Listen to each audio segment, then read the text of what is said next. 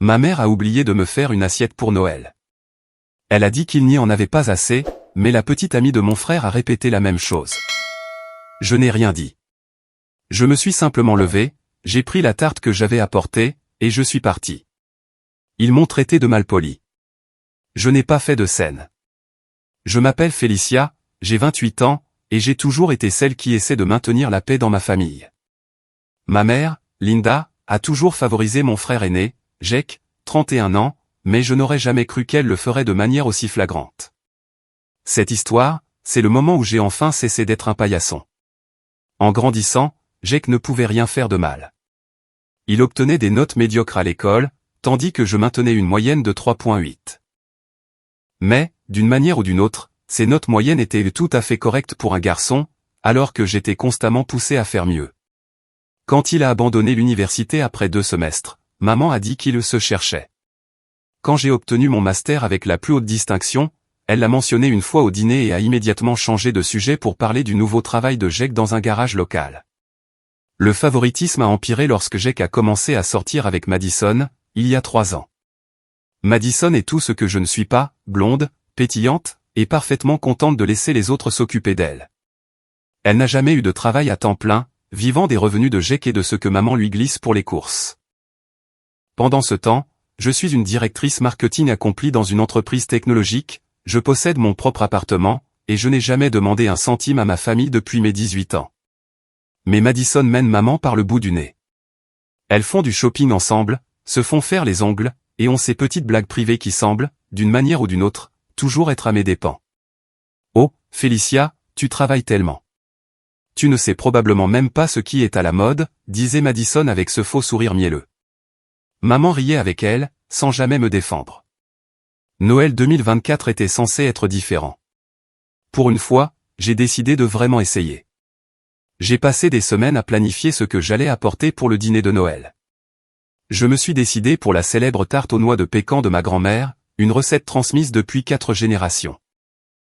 Grand-mère Rose m'avait appris à la faire quand j'avais 12 ans, et c'était la seule chose que je savais préparer qui recevait toujours de sincères compliments de la famille.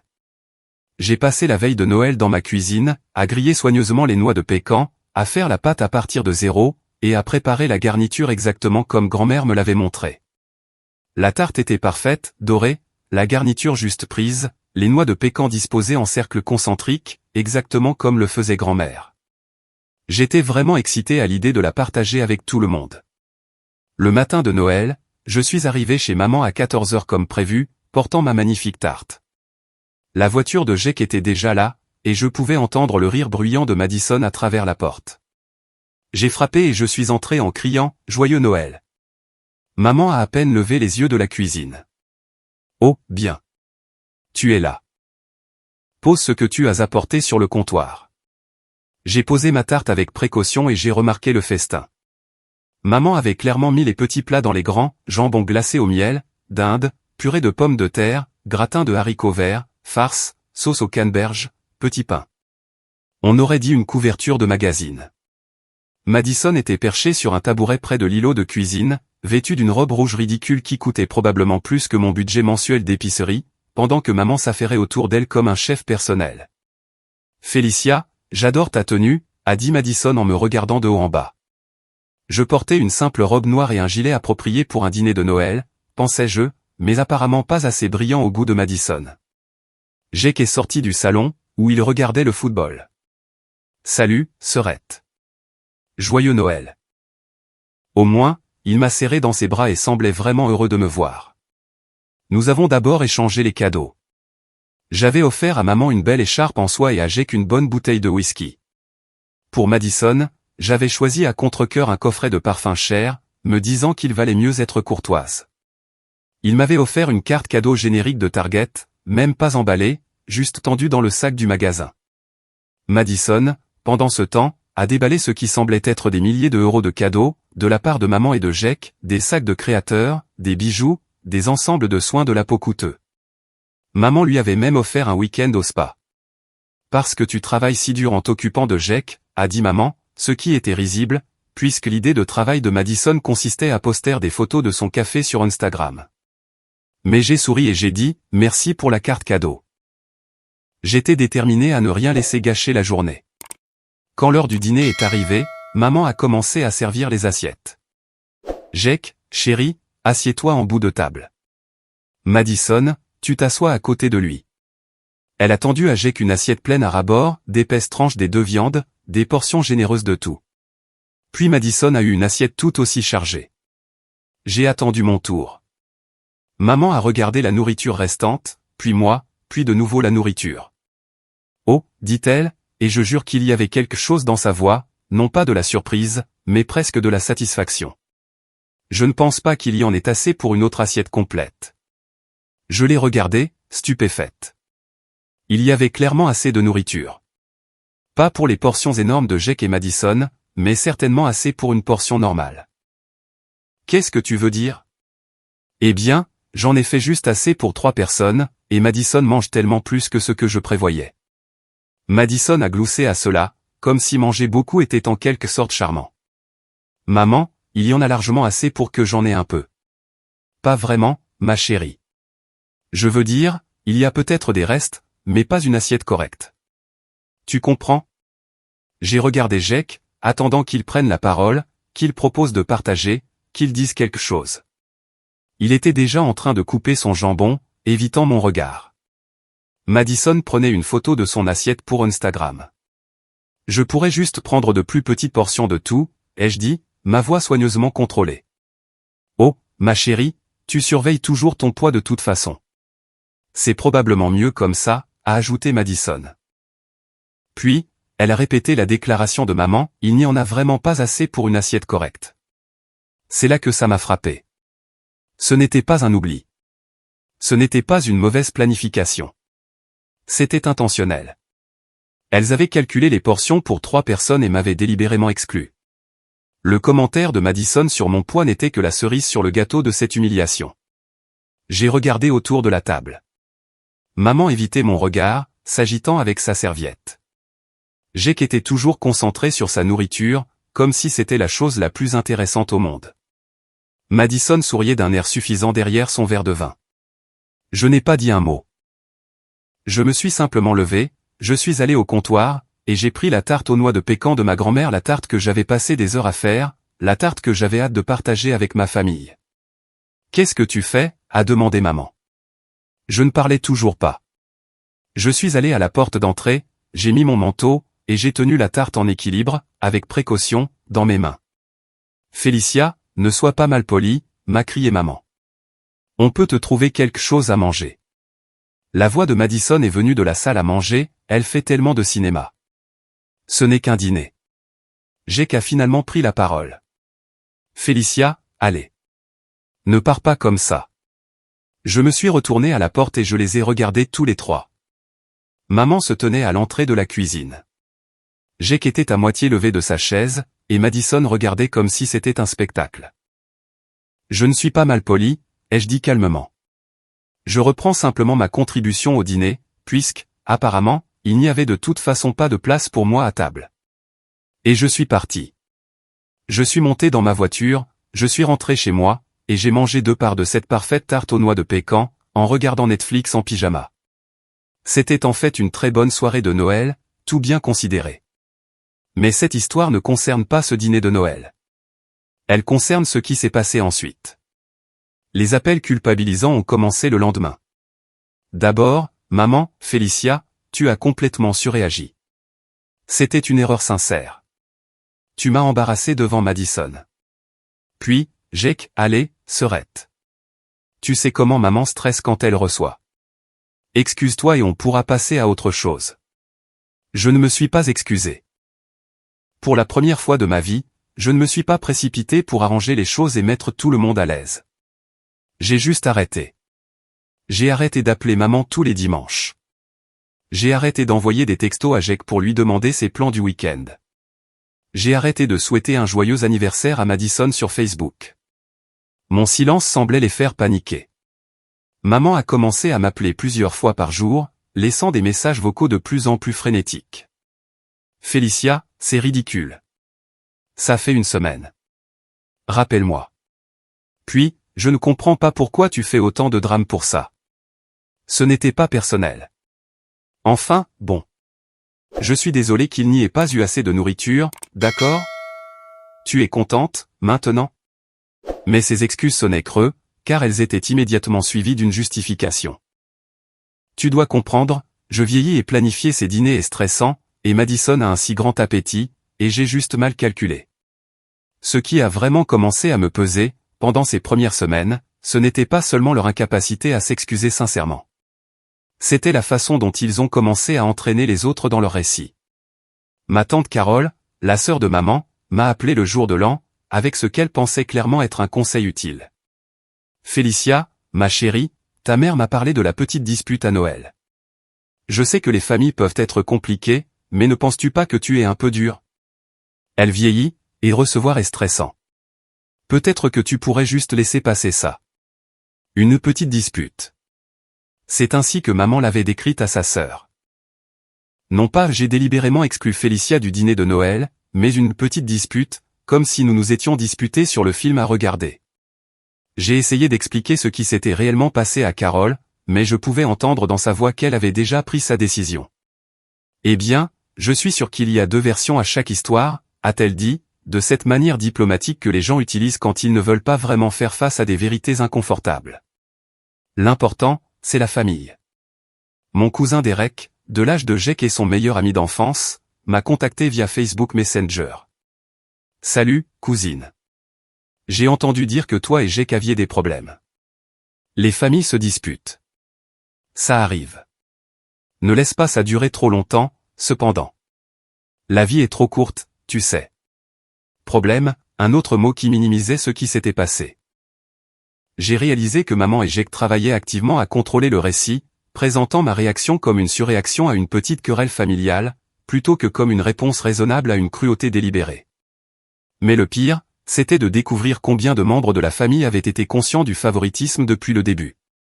Quand j'ai finalement expliqué toute la situation à Carole, il y a eu une longue pause avant qu'elle ne dise « Eh bien, ta mère a toujours été particulière avec Jake. » Mais c'est juste comme ça qu'elle est, Félicia. Certaines mères ont des favoris. C'est juste comme ça qu'elle est, comme si le favoritisme chronique était un trait de personnalité, comme être mauvaise en orientation ou toujours en retard.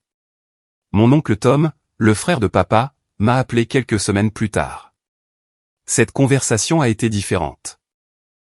Félicia, j'ai entendu parler de Noël, la version de ta mère, mais je voulais prendre de tes nouvelles.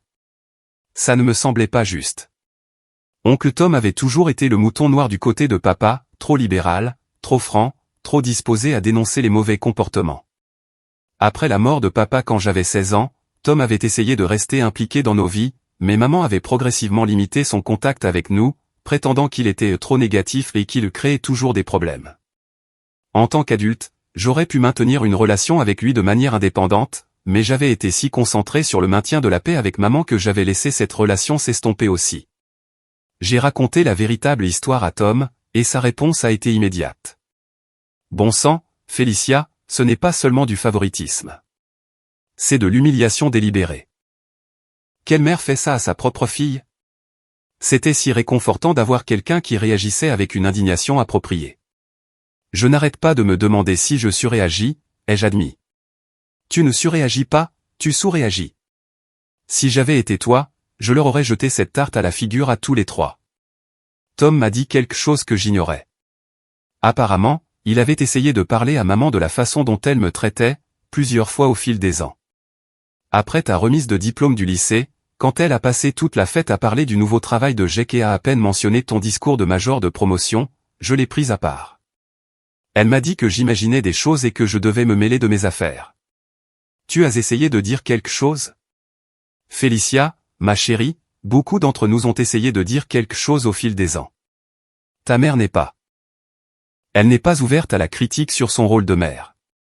Et Jake, Tom a soupiré. Jake est un bon garçon, mais il a été gâté toute sa vie. Il ne voit vraiment pas à quel point votre mère vous traite différemment, car dans son monde, ce traitement est normal. Cette conversation avec Tom m'a ouvert une toute nouvelle perspective. Le favoritisme n'avait pas été subtil. D'autres personnes l'avaient remarqué. Certains avaient même essayé d'intervenir, mais maman avait rejeté leurs préoccupations, Jake était resté inconscient, et j'avais intériorisé le message que c'était en quelque sorte normal, ou acceptable. J'ai commencé à penser à toutes les fois, au fil des ans, où j'avais trouvé des excuses à leur comportement, où j'avais rationalisé des affronts et des rejets évidents. Quand Jake a eu une voiture pour son 16e anniversaire, et que j'ai eu une carte avec 50 €, maman a expliqué que les garçons ont plus besoin d'un moyen de transport. Quand les frais de scolarité de Jake ont été payés en totalité et que j'ai dû contracter des prêts étudiants, c'était parce que Jake n'est pas académique comme toi, il a plus besoin de soutien. Quand Jake est revenu à la maison après l'université et qu'on s'attendait à ce que je leur rende visite plutôt que l'inverse, c'était parce que Jake est encore en train de se chercher. J'avais participé à ma propre marginalisation en acceptant ces explications, en essayant d'être la bonne fille qui ne faisait pas de vagues et n'exigeait pas un traitement égal. J'avais permis cette dynamique, en étant reconnaissante pour des miettes d'attention et d'affection. Janvier s'est transformé en février, et la campagne de culpabilisation s'est intensifiée. Maman m'a envoyé une carte de la Saint-Valentin avec un mot à l'intérieur, « Ma douce fille me manque ». L'amour devrait unir les familles, pas les déchirer. Appelle-moi pour qu'on puisse arranger ça. L'ironie était suffocante. L'amour devrait unir les familles. Mais où était l'amour quand je me tenais dans sa cuisine, exclu du dîner de Noël? Où était l'amour quand elle a permis à Madison d'insulter mon apparence et mes habitudes alimentaires? Où était l'amour dans les mois de non-excuses et de culpabilisation qui ont suivi? Les tentatives de réconciliation de Jake étaient tout aussi frustrantes, car elles évitaient complètement de reconnaître ce qui s'était réellement passé. Il m'a envoyé un texto fin février, « Ça me manque de passer du temps avec ma petite sœur. Tu veux qu'on aille dîner ce week-end? J'invite. » Comme si de rien n'était, comme si nous pouvions simplement reprendre notre relation fraternelle normale, sans jamais aborder le fait qu'il était resté silencieux pendant que sa petite amie et sa mère m'humiliaient. Je n'ai pas répondu au texto, alors il est passé à l'étape supérieure, en se présentant à ma salle de sport. Il devait se souvenir que j'allais au cours de yoga le jeudi soir, car il m'attendait sur le parking quand je suis sorti. Félicia, allez.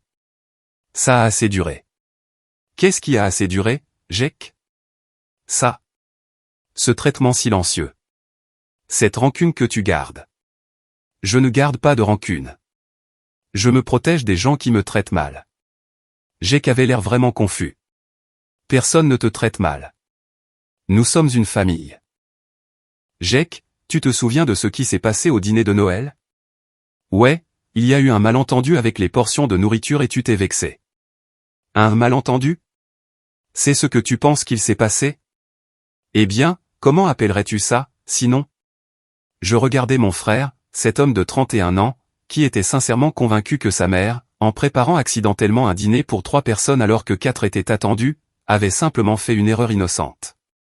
Jake, je veux que tu imagines que tu te présentes chez la famille de Madison pour Noël, et que ses parents servent le dîner à tout le monde, sauf à toi. Ils disent qu'il n'y a pas assez de nourriture, même s'il y en a clairement. Et quand tu as l'air blessé, Madison rit et dit, tu ne devrais probablement pas manger de toute façon, car tu essaies toujours de perdre du poids. Comment te sentirais-tu? Ce n'est pas ce qui s'est passé. C'est exactement ce qui s'est passé, mot pour mot. Jake est resté silencieux un long moment, et j'ai cru que j'arrivais enfin à le faire réfléchir. Puis il a dit, écoute, peut-être que Madison aurait pu être plus délicate, mais elle ne le pensait pas. Tu sais comment elle est. Elle dit juste les choses sans réfléchir. Elle dit juste les choses sans réfléchir. Une autre excuse. Une autre façon d'éviter la responsabilité. La cruauté de Madison était redéfinie comme un trait de personnalité, quelque chose que je devais simplement accepter et contourner. Et maman? Quelle est son excuse pour juste dire les choses sans réfléchir? Maman était stressée par l'organisation. Tu sais comment elle est quand elle essaie de tout rendre parfait. Jake, ça fait plus de 20 ans qu'elle organise le dîner de Noël. Elle sait exactement comment prévoir les portions. Elle a fait le choix de m'exclure. Pourquoi ferait-elle ça exprès? Ça n'a pas de sens. Et c'était là le cœur du problème. Jake ne pouvait littéralement pas imaginer un monde où notre mère blesserait délibérément l'un de ses enfants, car, dans son expérience, elle ne l'avait jamais fait. Dans son monde, maman était aimante, encourageante et généreuse. Il ne pouvait pas voir sa cruauté, car elle ne lui avait jamais été destinée. J'ai réalisé, dans cette conversation sur le parking, que Jake n'était pas seulement complice du favoritisme, il en était véritablement aveugle. Et cet aveuglement était sa propre forme de privilège. Il pouvait traverser la vie en croyant que notre mère était juste et aimante, car il n'avait jamais rien connu d'autre. Jake, il faut que tu réfléchisses vraiment à quelque chose. Quand est-ce que maman a critiqué une décision que tu as prise pour la dernière fois? Qu'est-ce que tu veux dire? Je veux dire, vraiment critiquer. Pas des suggestions douces ou des commentaires inquiets, mais une véritable critique de tes choix. Jake a réfléchi un moment. Je ne sais pas. Peut-être quand j'ai abandonné l'université. Qu'est-ce qu'elle a dit quand tu as abandonné? Elle a dit. Elle a dit que l'université n'était pas pour tout le monde, et que je serais peut-être plus heureux en apprenant un métier. Et qu'est-ce qu'elle a dit quand j'ai changé ma spécialité de médecine à marketing? Jake est resté silencieux. Elle a dit que je gaspillais mon potentiel et que je ne réussirais jamais dans un domaine superficiel comme le marketing. Elle en a parlé à chaque dîner de famille pendant 2 ans. Je ne me souviens pas de ça. Bien sûr que tu ne t'en souviens pas. Ça ne t'arrivait pas à toi. Je voyais Jake commencer à être mal à l'aise, alors j'ai insisté un peu plus. Qu'est-ce que maman a dit quand tu es revenu à la maison après l'université? Elle a dit que je pouvais rester aussi longtemps que j'en avais besoin pour me retrouver. Qu'est-ce qu'elle a dit quand j'ai demandé à revenir à la maison pendant 3 mois, entre deux baux, quand j'avais 25 ans? Je ne me souviens pas. Elle a dit que j'étais une adulte et que je devais trouver ma propre solution de logement. J'ai fini par dormir sur le canapé de mon ami Ashley pendant 12 semaines. Jake commençait à avoir l'air vraiment bouleversé. Félicia, je ne savais pas. Tu ne savais pas parce que tu ne faisais pas attention. Et tu ne faisais pas attention parce que ça ne t'affectait pas. Cette conversation sur le parking a été un tournant pour moi, mais pas de la manière que Jake espérait. Au lieu de me sentir plus proche de mon frère, je me suis sentie plus distante, car j'ai réalisé que, même confronté à des exemples précis de traitement inégal, le premier instinct de Jake était de défendre maman et de minimiser l'impact sur moi. Il n'était pas malveillant. Il n'était pas délibérément cruel comme Madison. Il était juste égoïste, égoïstement inconscient de tout ce qui ne le touchait pas directement. Après cette conversation, j'ai commencé à remarquer des schémas que je n'avais jamais pleinement reconnus auparavant. J'ai parcouru des années de photos de famille sur la page Facebook de maman, et la disparité était saisissante. Il y avait des albums dédiés aux matchs de football de Jake au lycée, à sa remise de diplôme, à ses divers emplois et aux étapes de sa relation avec Madison. Mes réussites étaient mentionnées en passant, généralement dans des publications qui parlaient principalement d'autre chose. La photo de ma remise de diplôme universitaire était accompagnée de la légende, tellement fière de Félicia qui a fini ses études. Maintenant, si seulement Jake pouvait envisager de retourner à l'université. Même ma réussite académique était utilisée comme un moyen d'encourager Jake, plutôt que d'être célébré pour sa propre valeur. J'ai commencé à me souvenir des cadeaux de Noël et d'anniversaire. Au fil des ans, Jake a toujours eu exactement ce qu'il voulait, la marque spécifique d'outils pour son garage, le modèle exact de télévision qu'il désirait, les billets de concert qu'il avait mentionnés des mois auparavant.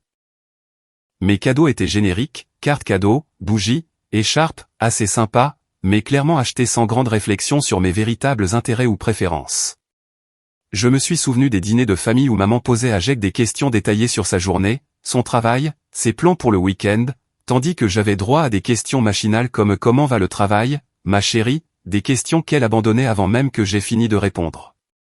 Je me suis souvenu des vacances où Jake était autorisé à amener des amis, à changer les plans à la dernière minute, à demander des plats ou des activités spécifiques, tandis que l'on s'attendait à ce que j'accepte tout ce qui avait été prévu et que je sois reconnaissante d'être incluse. Plus je me souvenais, plus je devenais en colère. Pas seulement à cause de l'incident du dîner de Noël, mais à cause d'années et d'années de messages, subtils et moins subtils, qui me disaient que j'étais moins importante, moins intéressante, moins digne de considération que mon frère. Et plus je réalisais depuis combien de temps cela durait, plus je comprenais que le dîner de Noël n'était pas une aberration. C'était un aboutissement. C'était toutes les années de favoritisme, distillées en un seul moment de cruauté pure et indéniable. Jake a essayé une approche différente. Il s'est présenté à mon appartement, sans prévenir, le samedi suivant.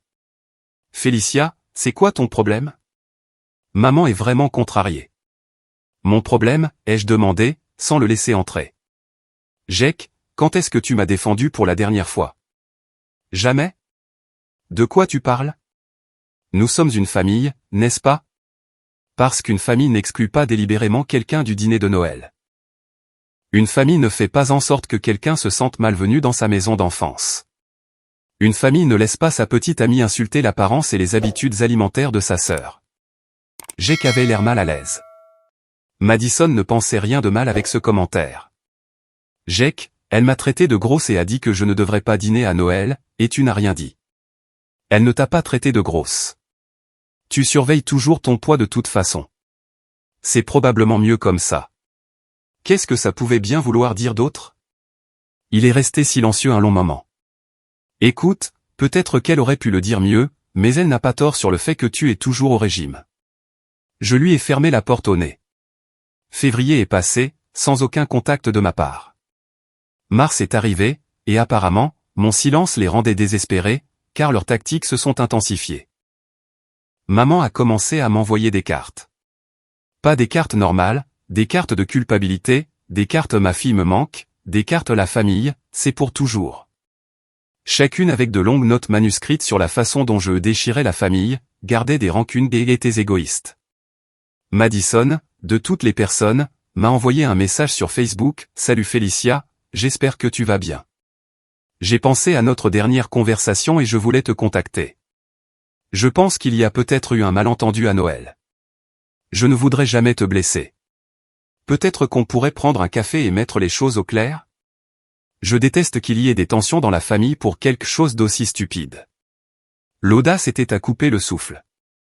Elle réécrivait l'histoire, faisant croire que j'avais mal interprété un commentaire innocent, plutôt que de reconnaître qu'elle avait été délibérément cruelle. Je n'ai répondu à rien de tout ça.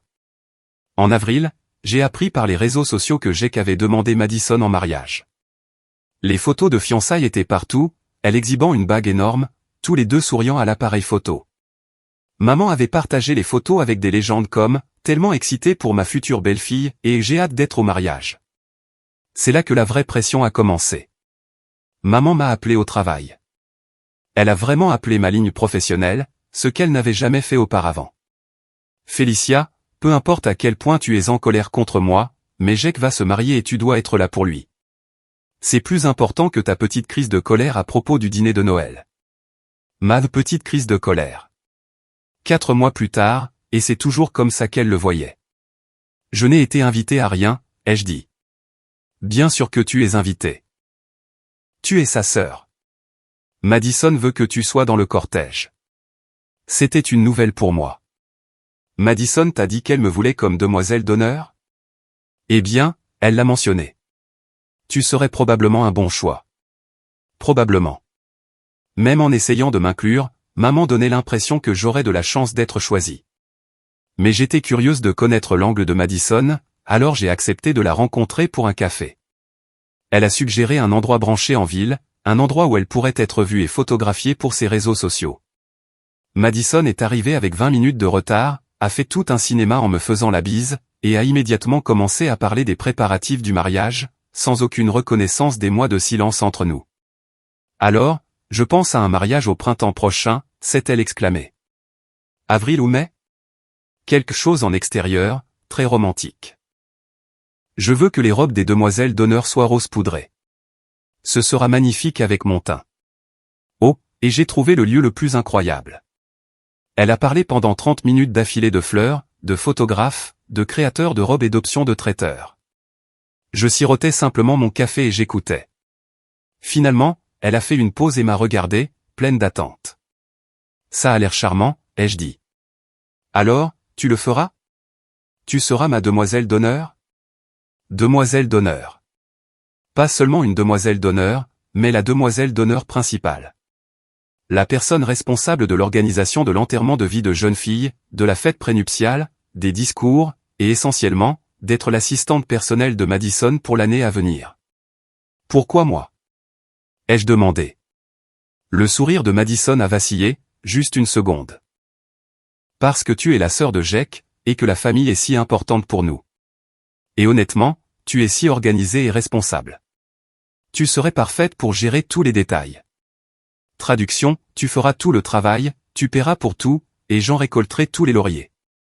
Je vais y réfléchir, ai-je dit. Son sourire s'est crispé. Eh bien, ne réfléchis pas trop longtemps. J'ai besoin de savoir bientôt pour pouvoir commencer à planifier. J'ai quitté ce café avec une compréhension très claire de ce qui se passait. Je ne leur manquais pas. Ils ne voulaient pas réparer notre relation.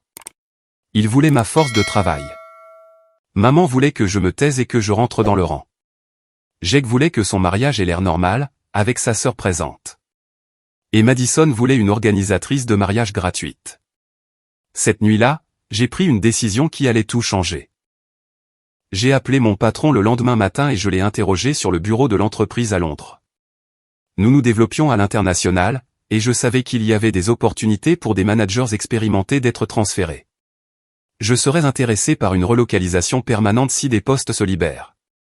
3 semaines plus tard, j'avais une offre, directrice marketing senior, division Europe, une augmentation de salaire significative, une prise en charge complète de la relocalisation, et une chance de repartir de zéro. J'ai accepté immédiatement. Je ne l'ai pas dit à ma famille tout de suite. Au lieu de ça, j'ai commencé à faire tranquillement mes arrangements. J'ai mis mon appartement en vente. J'ai commencé à vendre mes meubles. J'ai organisé l'expédition de mes biens importants à l'étranger. Puis, j'ai planifié ma stratégie de sortie. Madison avait fixé une date limite pour les réponses du cortège. Elle voulait des réponses avant la fin du mois de mai pour pouvoir avancer dans la planification. Parfait. J'ai attendu jusqu'au tout dernier jour pour l'appeler. Salut, Madison. J'ai réfléchi à ton offre de demoiselle d'honneur. Oh, super. Je commençais à m'inquiéter. Je dois réserver un lieu pour la fête prénuptiale et je voulais m'assurer que tu étais partante d'abord. En fait, je crains de ne pas pouvoir le faire. Silence. Puis, qu'est-ce que tu veux dire? Je veux dire que je ne pourrai pas être ta demoiselle d'honneur, ni assister au mariage, en fait. Félicia, c'est ridicule. Ça fait des mois depuis Noël. Tu dois surmonter ce problème, quel qu'il soit. Je déménage à Londres en août. J'ai accepté un poste dans la division internationale de mon entreprise. Encore le silence. Puis sa voix, de plus en plus aiguë. Tu ne peux pas déménager à Londres. Et le mariage? Et ta famille? J'enverrai un beau cadeau. Félicia, c'est insensé. Tu ne peux pas simplement déménager dans un autre pays à cause d'un mauvais dîner. Je ne déménage pas à cause du dîner de Noël, Madison. Je déménage parce que j'ai eu une excellente opportunité professionnelle. Le timing n'est qu'une coïncidence. Elle m'a raccroché au nez. En moins d'une heure, j'ai qu'appelé. Félicia, qu'est-ce qui ne va pas chez toi? Madison est en larmes. Elle a planifié ce mariage en comptant sur ta présence. Elle a planifié ce mariage en comptant sur mon travail gratuit, tu veux dire. Ce n'est pas écoute, peut-être qu'elle s'est un peu emballée avec les préparatifs, mais elle veut vraiment que tu sois impliqué. Jake, en 4 mois depuis Noël, est-ce que l'un d'entre vous s'est réellement excusé pour ce qui s'est passé? Vraiment excusé, pas des excuses du genre désolé que tu sois contrarié? On s'est tous excusés. Non, vous ne l'avez pas fait. Maman s'est excusée d'avoir mal calculé la nourriture et a immédiatement blâmé l'appétit de Madison. Madison m'a envoyé un message sur des malentendus et a suggéré que j'avais mal interprété son commentaire sur mon poids. Tu n'as jamais reconnu que quelque chose de mal s'était produit. Vous voulez tous que je fasse comme si ça n'était jamais arrivé et que je redevienne le bouc émissaire de la famille. Personne ne te considère comme un bouc émissaire. Jake, je veux que tu y réfléchisses vraiment. Quand est-ce que maman t'a critiqué devant Madison pour la dernière fois? Quand est-ce que Madison a fait un commentaire désobligeant sur ton apparence ou ton style de vie? Quand est-ce que j'ai été invité à quelque chose où l'on ne s'attendait pas à ce que j'apporte quelque chose, que je fasse quelque chose, ou que j'organise quelque chose? Il est resté silencieux. Je ne déménage pas parce que je suis en colère à propos de Noël, Jake. Je déménage parce que ce dîner de Noël a été le moment où j'ai réalisé que je n'avais pas la famille que je pensais avoir. J'ai des gens qui veulent mon travail et ma soumission, mais pas ma compagnie. Félicia. Je t'enverrai ma nouvelle adresse une fois installée. Peut-être qu'on pourra reconstruire quelque chose de réel par email, sans la pression du favoritisme de maman et des drames de Madison. J'ai raccroché et j'ai bloqué tous leurs numéros. Les semaines suivantes ont été chaotiques. Maman a réussi à obtenir à nouveau mon numéro professionnel et m'a appelé à plusieurs reprises. Comme je ne prenais pas ses appels, elle s'est présentée à mon immeuble de bureau. La sécurité a dû l'escorter dehors après qu'elle ait commencé à crier dans le hall que je détruisais la famille et que je brisais le cœur de ma mère. Jake a essayé de se présenter à mon appartement, mais j'avais déjà déménagé et je logeais dans un hôtel près de l'aéroport pour mes dernières semaines en ville. Madison, étonnamment, a été celle qui a le plus essayé de me joindre. Elle a créé de faux comptes sur les réseaux sociaux pour m'envoyer des messages, a demandé à des amis de me contacter en son nom, et a même fait en sorte que sa mère m'appelle une fois, ce qui était surréaliste. Sa mère était adorable et n'avait clairement aucune idée de ce qui se passait réellement, juste que sa fille était contrariée par les préparatifs du mariage. La tentative la plus désespérée est venue de maman. Elle a réussi à trouver mes informations de vol et s'est présentée à l'aéroport. J'étais dans la file d'attente pour la sécurité quand j'ai entendu mon nom. Félicia. Félicia, attends. Je me suis retourné et elle était là, courant à travers l'aéroport dans ses chaussures de ville, l'air affolé. Maman, qu'est-ce que tu fais ici? Je ne peux pas te laisser partir comme ça. Nous devons parler. Nous devons arranger ça. Les gens nous regardaient. J'étais mortifié. Mais j'étais aussi curieuse de voir si elle allait enfin, vraiment, reconnaître ce qui s'était passé. Il n'y a rien à arranger, maman. J'ai eu une offre d'emploi et je l'ai acceptée. C'est à propos de Noël, n'est-ce pas, Félicia? J'ai dit que j'étais désolé pour l'histoire de la nourriture. Quelle histoire de nourriture, maman? Dis-le. Dis-moi exactement ce que tu penses avoir fait de mal. Elle avait l'air décontenancée. Il n'y avait pas assez de nourriture et tu t'es vexée. Maman, tu as préparé le dîner pour 3 personnes alors que 4 personnes venaient. Tu m'as exclu délibérément. Madison m'a insulté. Et Jake n'a rien dit. Puis vous avez tous passé des mois à essayer de me faire croire que j'étais folle d'être blessée. Ce n'était pas délibéré. J'ai juste mal calculé. Maman, tu prépares le dîner de Noël depuis plus de 30 ans. Tu sais exactement combien de nourriture il faut pour 4 adultes. Tu as fait un choix. Elle s'est mise à pleurer, là, dans la file de sécurité de l'aéroport. Je ne comprends pas pourquoi tu nous fais ça. C'était une erreur, un seul dîner. Pourquoi punis-tu toute la famille? Je ne punis personne. Je me protège. Il y a une différence. C'est laquelle a dit la phrase qui a confirmé que je prenais la bonne décision. Et le mariage de Jake? Et tes responsabilités envers cette famille? Tu ne peux pas nous abandonner simplement parce que tes sentiments ont été blessés. Mes responsabilités envers la famille. Non pas la responsabilité de la famille de me traiter avec un respect élémentaire, mais ma responsabilité d'encaisser tout ce qu'ils me lançaient et de revenir pour en redemander. Au revoir, maman, ai-je dit, et j'ai passé la sécurité. Je suis à Londres depuis 6 mois maintenant.